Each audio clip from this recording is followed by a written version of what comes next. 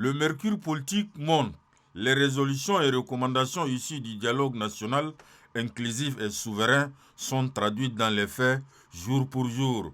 Il y a 4 jours, les médias, dans leur ensemble, ont commenté le premier anniversaire de la tenue du dialogue national inclusif et souverain déroulé du 20 août au 8 octobre 2022 à N'Djamena.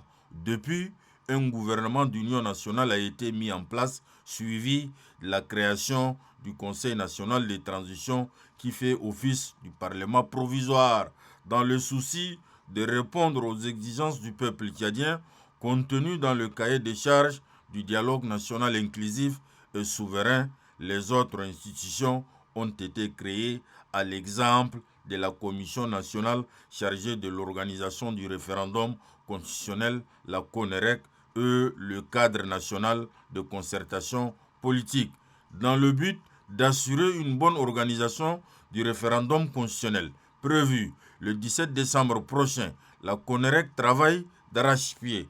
En témoignent les résultats de l'opération de la révision du fichier électoral déroulée du 24 juillet au 12 août 2023 dans les 7 provinces où la révision du fichier électoral s'est déroulée. Pour une estimation de 403 725, la CONEREC a enregistré 436 411 personnes recensées, soit un pourcentage de 108,10%. C'est dire que le message est bien passé. Surtout, le défi est lancé pour le reste du pays. Le contexte a changé pour les cas d'espèce. Toutes les charges sont supportées par le Trésor public.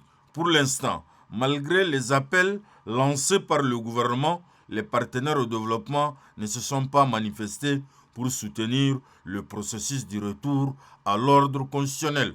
Au niveau du bureau permanent des élections, le déploiement des matériels dans les 16 provinces du pays tire à sa fin.